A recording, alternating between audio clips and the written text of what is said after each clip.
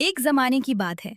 पहाड़ों के दामन में एक निहायत खूबसूरत और खुशहाल रियासत आबाद थी, जहाँ के लोग सुकून की बांसुरी बजाते थे, जहाँ एक निहायत मेहरबान और नेक दिल मलका हुकूमत करती थी। उनकी एक 6 माह की नन्ही परी जैसी बेटी थी। अफसोस कि शहजादी की पैदाइश के चंद माह बाद ही बादशाह का साया उनके सर से उठ गया था। उस गमज़दा मौका का फायदा उठाते हुए बादशाह के जालिम भाई ने मकरू फरेब से सल्तनत पर कब्जा कर लिया और हुक्म दिया कि उस नन्ही शहजादी को हमेशा के लिए खत्म कर दिया जाए।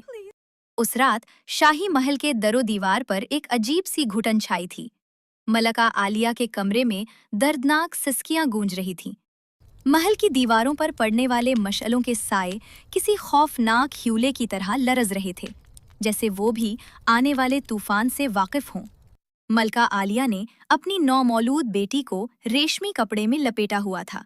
उनके सामने बादशाह का जालिम भाई खड़ा था, जिसने सल्तनत पर कब्जा कर लिया था और हुक्म दिया था कि इस बच्ची को खत्म कर दिया जाए। मलका के पास सिर्फ चंद मिनट थे। उन्होंने रोती आंखों से नदी के किनारे अग्गे हुए एक बड़े, मजबूत और चमकदार नीलोफर के पत्ते को देखा। मलका ने लरसते हाथों से शहजादी को उस पत्ते पर रखा। उन्होंने रोते हुए अपने गले से शाही याकूत का लॉकेट निकाला और बच्ची के सीने पर रख दिया। याकूत की सुर्ख चमक बच्ची के मासूम चेहरे पर पड़ी तो मलका का दिल फट गया, मगर मुमता ने मेरी हिम्मत जान, जमा की। ये पानी तुम्हें मुझसे दूर ले जा रहा है, मगर शायद यही तुम्हारी जिंदगी की वाहिद उम्मीद है।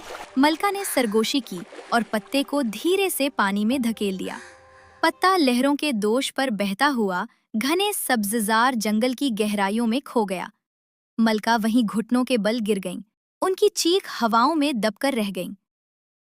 जंगल के एक पुरसुकून गोशे में, जहां शाखें पानी को छूती थीं, वो नीलोफर का पत्ता आकर रुक गया। वहां एक अजीमुल जुस्सा शेर आजर पानी पी रहा था।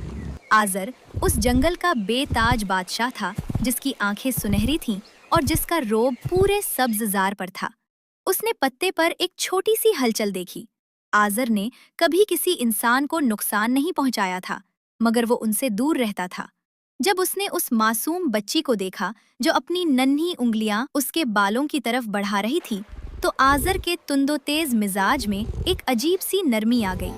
उसने बच्ची को अपने मुंह में निहायत एहतियात से उठाया, जैसे वो कोई कांच का खिलौना हो, और उसे अपनी गार की तरफ ले गया, जो रंग बरंगी बेलों और जुगनुओं से रोशन थी।